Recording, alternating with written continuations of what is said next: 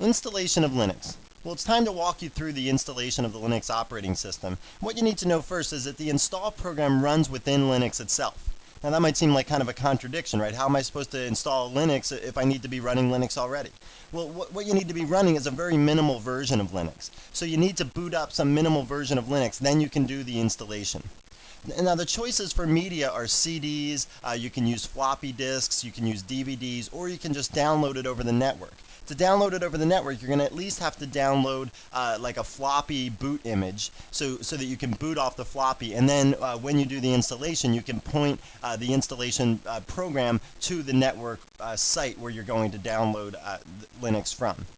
Okay, and then once you have the system booted up and you start the installation program, there's different methods for the installation. You can do a text-based installation, you can do a GUI-based installation where you can point and click at various things and see pictures and graphs of the disk partition layout, that kind of stuff. Or you can do a scripted installation, and this is not on every distribution. Some distributions have this scripted installation, and the scripted installation is good if you're going to install Linux on multiple computers at one time. So if you're going to do it on like 10 systems at once, then you can do a scripted installation and install it basically the same on all those different systems. Now the installation steps that you have to follow, first you put in the bootable media. So you put in your CD or your floppy disk to boot it off of, and then you power on your computer. If it's a network installation, you have to point the installation program to the site. Now something I want to note with this network installation is, when I say a network installation, it could be, you're getting it off some site via like FTP or HTTP or something like that. You're using the web to do this. Or you could be working over like some local area network. Maybe the computer that you're installing it on doesn't have a CD drive, but some other computer in your office does have a CD drive. So you could put the CD in that other computer, do a network installation, and just point this computer to that computer and use the CD off that computer.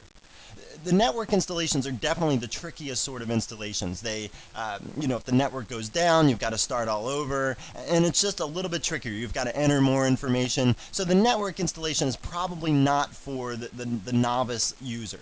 Okay, if you've already used Linux before, then a network install can work perfectly fine.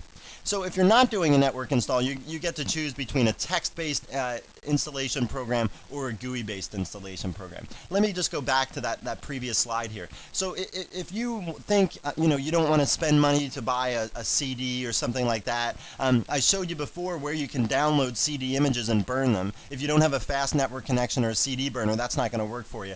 But on that same site where I showed you where you could download CD images, like linuxiso.org it was called, you can also buy distributions like CD distributions, very bare bones distributions with no manuals, for like $2, okay, or $3 or something like that. So this is a good option even if you don't want to spend a lot of money. $3 is not that much of an investment for an operating system, you have to admit. So if you think you just want to do it for free and do it over the network and you're a novice, that might not be the way to go, and it might be better to get one of those $3 bare bones distributions to start with.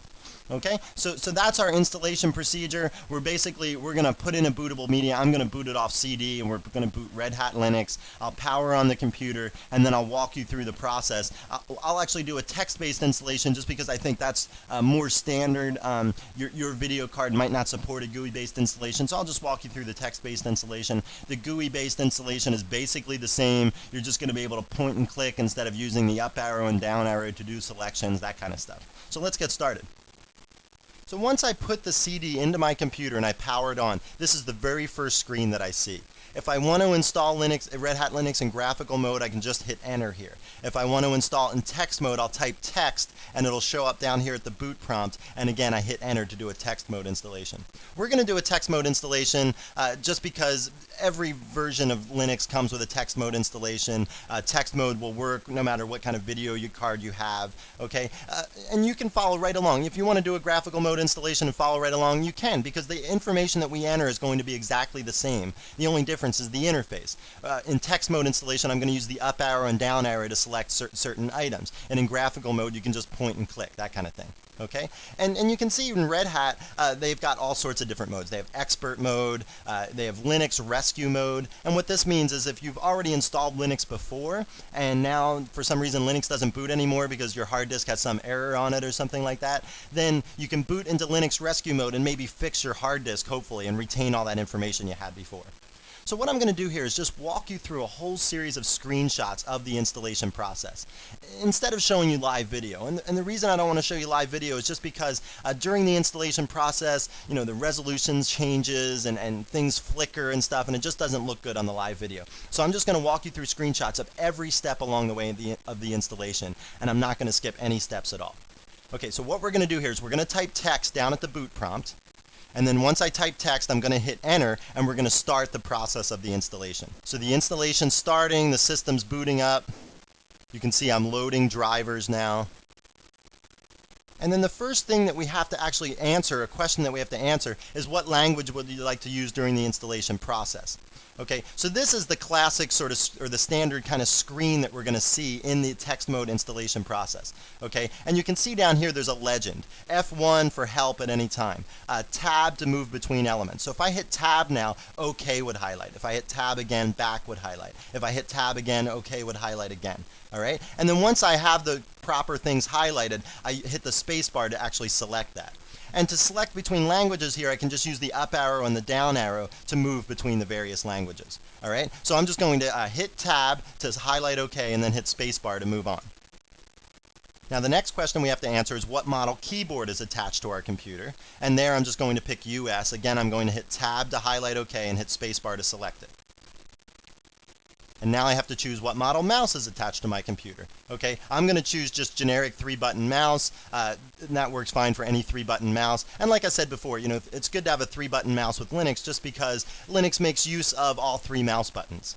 If you only have a 2-button mouse, you can choose one of the various generic 2-button mouses here for whatever kind of connection you have to your computer, whether it's a PS2 connection, those little round plugs, or USB, the flat kind of plugs, or the serial connection, which is pretty old and you probably don't have that one. If you want to choose your actual brand of mouse, you can scroll down and choose Logitech or whatever kind of mouse you have. If you do have a 2-button mouse, you know, choose whatever one you want, but make sure you highlight or select the emulate 3 buttons here. Highlight that and then hit spacebar to select it, and then tab down to OK and hit spacebar again to move on. And now it says, welcome to Red Hat Linux. We're about to start the actual installation process. We've booted up the basic version of Linux, we've answered the pre-installation questions, and now we can actually do the real installation of Red Hat. Again, I'm going to tab to highlight OK, and it looks like that, and then I'll just hit spacebar to select. The next question that's asked of us is, what type of system would you like to install? So we can do a workstation installation for some kind of a desktop computer. We can do a server installation, obviously, for a server.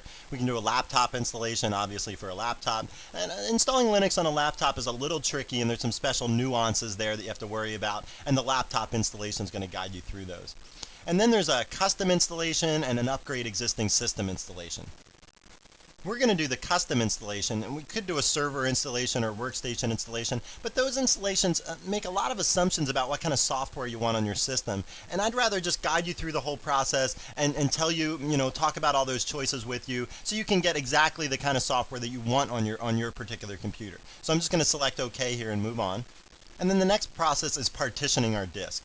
So Red Hat gives us the option of doing an auto partition. And what this is going to do is it's going to do a basic partitioning scheme, kind of like what I showed you in the last video with just a few partitions.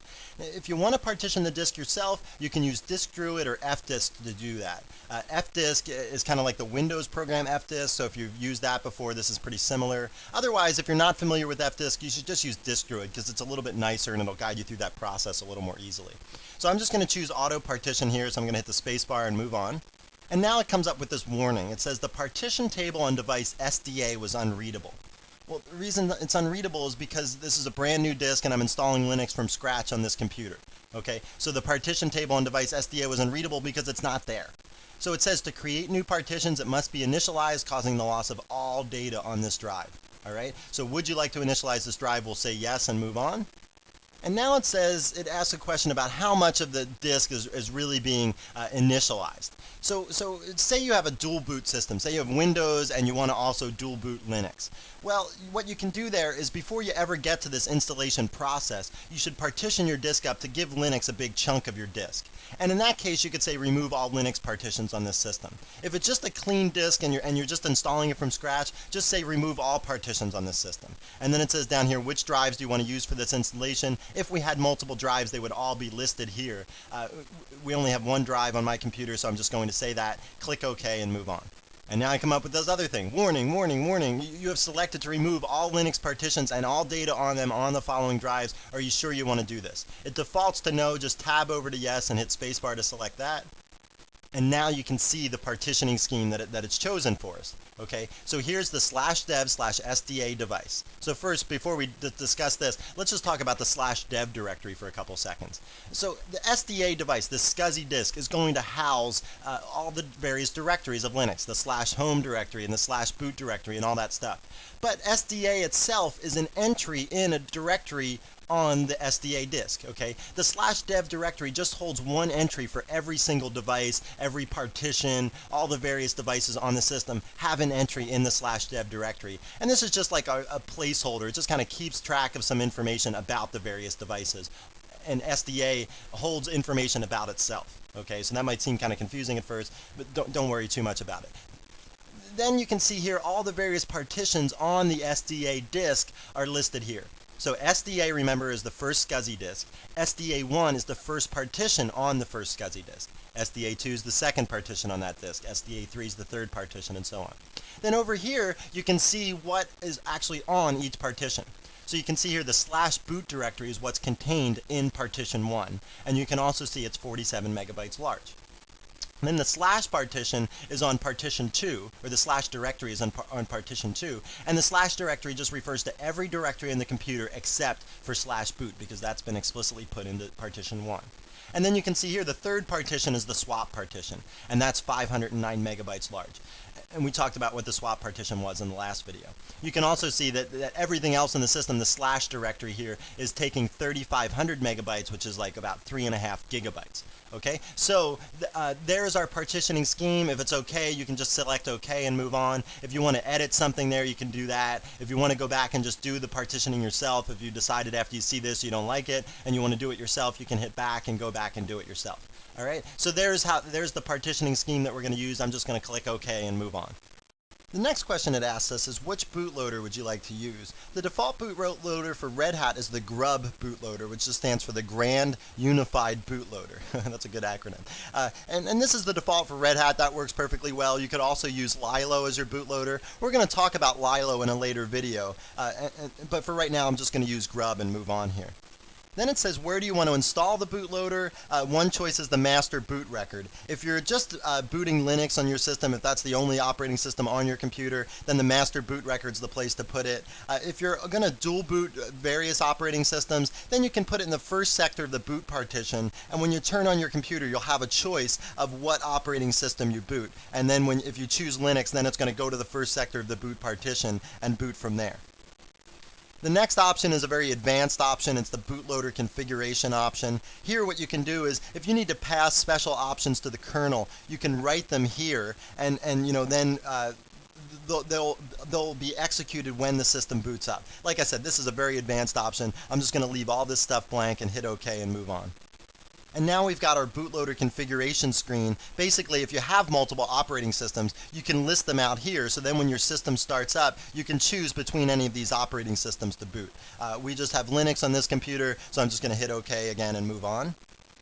And now another option is to use a password for the bootloader. So here, if you want to use a GRUB password, and the only time you do this is in some sort of high security situation. Because if you don't have a GRUB password, what can happen is, you know, somebody could, a very knowledgeable person could reboot your system, try and like pass some certain options to the kernel to then gain access to your computer as like a root user. Okay, so if you want to prevent that, select this by hitting the space bar to use a GRUB password, type in the bootloader password, and then type it in again to confirm it. And then the next screen is network configuration. We're going to talk all about configuring a network in some later video. If you know what you're doing here, you can fill this in. Basically, there's two choices. There's either a dynamic configuration or a static configuration. A dynamic configuration is the case when your ISP doesn't give you a static IP address. You get a different IP address every time you log on to the network. Okay, if that's the case, then you star this. If that's not the case, then if you actually do have a static IP address, you can write the static IP address here, write your subnet mask here, write your default gateway here, and your name servers here. All right, but like I said, we're going to talk all about network configuration 5 videos down the road or so. And the next option is a firewall configuration. All right, so just think of this firewall visually. Like, what's a firewall? It's a wall that's on fire, right? Okay, so if you had a firewall around your house, it would be very hard for people to get into your house. And the same's true of your computer. If you have a firewall on your computer, you can set up various levels here, either no firewall, medium, or high. And in that case, you know, it just restricts the access to your computer over the network. If you're running a server or something and you have a high degree of firewall, then what's going to happen is it's going to be hard for people to gain access to your servers. And maybe that's what you want. Maybe you only want a select group of people to be able to gain access to your server, and in that case you can configure it just so those people have access to your server. So this is, again, for high security systems, you should choose high.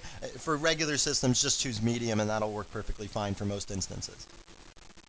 The next screen here says language support. So if you speak some other language, you can choose that here. I just speak English, so I'm just going to leave that alone. But if you speak Estonian or something, you can choose that. Again, you're just going to have the option of seeing various options in Linux in different languages then if you pick that. Next, it says what time zone are you located in. You can choose to set your hardware clock to Greenwich Mean Time. That would kind of drive me nuts, I think. I'd always have to be converting, trying to remember how far off from Greenwich Mean Time I am. Instead, I'm just going to scroll down the list here, and I get to America, Vancouver. So America is North and South America. When you see a city that you think is in your time zone, and Vancouver, British Columbia is in my time zone here in Seattle, so I'm just going to pick that one. Now the next screen is asking us to pick a root password. The root password is essential for system security. Since the root account has all the privileges on the system, you don't want somebody to be able to get into that account. So pick a root password that's going to be really, really hard to guess. Upper and lowercase letters should be in the root password. Some symbols like an exclamation mark should be in there, or numbers should be in there. Okay, and it should just be really, really hard to guess for a normal person, and also for password guessing programs that are out there. There's password guessing programs that go through every word in the dictionary and mix the letters around. They put capital letters in there and stuff. So it should just be really hard to guess. It should have some numbers and symbols in there, like I said. What some people do is they take two words. They take the beginning of one word and the end of the other word. And then they turn letters like L's into the number 1 or an exclamation mark or something. They turn A's into the @ sign that we always use in emails. Okay, so just to mix it up, to make it hard for some automatic program to guess it. So I'm going to fill in these fields. I'm going to type in my password, and I'm going to type it in again to confirm it. And you can see here that it's just all stars. So somebody looking over my shoulder wouldn't be able to tell what I just typed in. And I'm going to select OK to move forward. And now it's asking us to add a normal user account. You can log in as the root user, but you should always have a normal user account that you do most of your normal day-to-day stuff on. You send email and browse the web as your normal user account. Even if this is your own personal system, you should have a normal user account to do that day-to-day stuff. So I'm going to fill these fields in, and you can see here I've given myself a user ID of Perry, I've given myself a password, and I typed it in again to confirm it, and then I just typed my full name. Okay, so there's the information that needs to create a user account. I'm going to select OK to move forward. And now this is the user account setup page. It tells me what accounts I've added already. If I want to add more accounts, I can select add here, but I'll show you how to add more accounts later when we talk about user administration in Linux. You'll be able to add all the accounts that you want to. For right now, I'm just going to select OK to move forward. And now this page is all about authentication configuration. The first two things here have been selected by Redhat already. Use shadow passwords and enable MD5 passwords. We'll talk about this more when we talk about user administration, but for right now, let me just tell you that shadow passwords, what that means is that the passwords are going to be stored in a separate file all by themselves. And enable MD5 passwords says that those passwords that are stored in the shadow file are encrypted by the MD5 hash function. And the MD5 hash function is just a way to encrypt passwords that's proven to be really, really solid. install it. Even if I showed you the encrypted password, you wouldn't be able to decrypt it. Even if you had the most powerful computers in the world on your side, it would take you years and years and years to decrypt that password. And hopefully by that time somebody's changed the password. So your decryption won't do any good anyway. Okay, so that just adds an extra level of security to regular systems. Now this stuff down here adds extra levels of security to network systems. So if you're in some office or some organization where you have lots of Linux computers all networked together, that's where these things come into play. NIS is the name information server. Basically, this allows someone to sit at any computer in the organization, sit down, type their username and their password, and it's just going to look like they're at their normal computer. Everything's going to kind of be the same. They're going to be using the same username, the same password. They're going to have the same files available to them, that kind of stuff. LDAP is the Lightweight Directory Access Protocol. So this is if you want to have some directory information in your organization, like you want to have people's usernames, what projects they're working on, their phone number, that kind of stuff. And this is going to serve that up in a secure way. And then there's Kerberos. Again, in a networked environment, if you need to log on to some other system in the network, and you need to type a password to log on to that system, your password's going to travel over the network unencrypted. And there's things out there called packet sniffers that can read the stuff traveling by on the network, and if they saw your password, they'd be able to log into your account and delete your files and things like that. But if you have Kerberos installed on your system, that's not going to happen, because the password's going to travel over the network in an encrypted fashion. So people could see it, but it's going to be the same thing as above here. It's an encrypted password, and for them to decrypt it, it's going to take them years and years of work. Okay, so there's the authentication configuration stuff. I don't have a networked environment for my computer, so I'm just going to pick these two upper ones. Next page, we get to pick the packages to install on our system, all the various software for the tools that we want. And you can see here the total install size is 827 megabytes for all the various packages that they've picked by default. And you can see which ones they've picked by default. They're represented by the stars in this column. Okay, so they picked basically very standard stuff: printing support, X Windows support. Here they picked the GNOME desktop environment. They didn't pick KDE. Red Hat uses GNOME by default. Other versions of Linux use KDE. You can pick them both and then just decide which one you like better. There's sound and multimedia support, network support. On the next page here, there's dial-up support, messaging, and web tools. If you do graphics design, you might want graphics and image manipulation software. Install that package. Then there's a bunch of servers here. News server, NFS file server. This just stands for the networked file system that we'll talk about later. Windows file server. You can use a Linux box as a Windows file server. Anonymous FTP server, SQL database server. These are all choices for you as well. On the next page here, you can see web servers, router and firewall software, all sorts of stuff. There's the Emacs editor that I really like, so I'm going to pick that package. And you can see I pick it, now a star shows up in that column, and also my install size jumps from 827 up to 862 megabytes. Okay, so let's see what's on the last page here of the package group selection. And on this page, you see some other stuff. There's software development tools. So if you want to write code in C or C++ or something, you should install that package. And then the very last thing here is just everything. This might be a little overkill. I mean, you're probably not going to need every single package on this system. Are you really going to do Linux kernel development, that kind of stuff? And this is not your only chance to install software, so don't feel like you need to install everything right now. You can always install software later, and I'll show you in a later video how to do that. All right, so I'm going to select OK here and move forward. And now it's time to configure my video card. You can see here under video card it says unknown card, video RAM is 1024. So 1024 kilobytes, which is like 1 megabyte, is what this is referring to. So Linux is not very good at probing hardware and determining what hardware you have plugged into your system. It's not as good as the Macintosh or Windows operating system at that. Okay, so what I'm going to do is just select change over here and just go in and down a list and pick my video card out manually. So here I've paged down with the down arrow key and I got to my video card, which was the NVIDIA GeForce 3 video card. So I'm going to select OK and go back to that previous screen. So that took me back to this previous screen, and now you can see the video card is filled in. NVIDIA GeForce 3 is filled in, but it still says 1024 kilobytes, which is 1 megabyte, but my computer, my video card's got 64 megabytes of RAM. So I'm going to select change here again and pick out the amount of RAM for my video card. So this took me to the video RAM screen. It starts at 1024. I'll just hit the down arrow until I get down to 64 megabytes. And here 65,536 kilobytes is equal to 64 megabytes. So I'm going to select that and hit OK and move on. And now it's telling me the installation is ready to begin. It also tells me that a complete log of the installation will be in /temp/install.log after rebooting the system. All right, so I think it's a good idea to keep that file, because later you're going to want to determine, oh, did I really install that software? I don't really remember. And then you can just look at your install.log to see if you installed something already. You don't want to install it twice, and if you already installed it, you want to just know where it is and that kind of thing. So this is going to give you this is going to be a good reference source and keep track of some information from the install process for you. So I'm just going to select OK and start out the installation here. And the first step in the installation is formatting the file system. Okay, so this is the first step in the installation. Now the installation has officially begun. Well, now we get the rewards for all the answering all those questions and stuff. We get to kind of kick back now and watch the operating system install in front of our eyes. The first thing that happens here, it says transferring the install image to the hard drive. And then it starts installing all those packages that we asked it to install. It installs all the packages we asked it to install and also all the things those packages depend on. You can see here it's installing the GNU libc libraries. Now it's installing shadow utils, which are utilities for managing accounts and shadow password files. Now it's installing sendmail, which is a mail transport agent. And eventually, if you install enough software that couldn't fit all on the first disk of the distribution, it'll come along and say insert disk 2 to continue. Okay, so I'm just going to hit spacebar here to select that. And now it's on to installing libraries for the Emacs editor. And now it's done installing the packages. I didn't show you a screenshot of every single package being installed. They're basically all the same, and some of them take under a second, so I couldn't even grab them on the screenshot. I'm not that quick. But now it's performing a post-install configuration.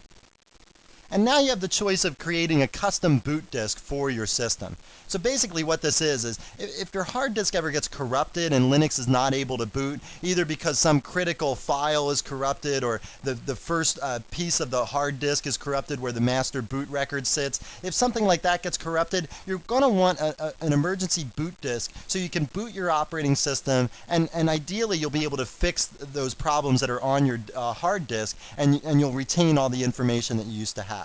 Okay, so I think yes is the right choice to make here. Stick a floppy into your floppy drive and create one of these custom boot disks. And now we've got to configure our monitor. And just like for our video card, it wasn't really able to recognize our monitor. It just says generic standard VGA monitor. I'm going to select change here and go into a list and actually pick my monitor manually out of the list. So I page down here with the down arrow key, and I got it down here to my monitor, which is the Philips 107S. So I select OK here, and I get kicked back to that previous screen. And now here on the previous screen, you can see it's filled in Philips 107S under monitor now. And it's also filled in the horizontal and vertical refresh rates. So I'm going to select OK and move forward. And now it's asking me to customize my X Windows configuration. It's asking for the color depth, the resolution, the default desktop is GNOME, the default login, whether it should be graphical or text. So I like all this, so I'm just going to select OK. And now this is the screen you want to see. Congratulations, your Red Hat Linux system is complete. If you see this and this was the first time you're ever installing Linux, good job. Pat yourself on the back there. You did a great job. And now what you want to do is you want to remove any of the media out of your system that you use to install the system, like the CDs or the floppies that you use to create your initial installation. You want to take those out, so now when your system boots up, it's going to boot up off the hard disk. So I'm going to select Enter here. And now I have it says up here grub version 0.90, and now I can boot Red Hat Linux. And you can see here it says the highlighted entry will boot automatically in 6 seconds, or you can just hit enter to boot the one that's selected right now. And now the system's booting up, and we're getting messages from the system boot process. More things are booting up. You can see various things as they come up, mounting the proc file system, activating the swap partition. Everything that says OK here has come up successfully. And you can just see more and more stuff is saying OK as we work down. And finally, you get the login screen. So your login screen might not look exactly like this if you don't have Red Hat, but the point here is you type in your username, then you type in your password, and you should be logged onto your system as the normal user. Good job. Well, this wraps up our installation of Linux video. Basically, I just walked you through the installation process of Red Hat Linux, installing it off of a CD using the text mode interface. But if you're installing some other version of Linux, or you're installing it with the GUI interface instead of the text interface, it's going to be basically the same. Maybe some other distribution distribution is going to ask you the questions in a different order or something. But if you watch this video through once and then you go to do your installation, you should be perfectly prepared. And the text mode interface is what I was showing you here, but the graphical interface is going to be pretty simple, and it's going to, like I said, all the questions are going to be the same, just the interface is going to be different, but it's going to be simple enough that you'll be able to pick it up right away. Well, good job installing Linux if you've already done it. If not, good luck installing it, and I hope you found this nugget informative, and thanks for viewing.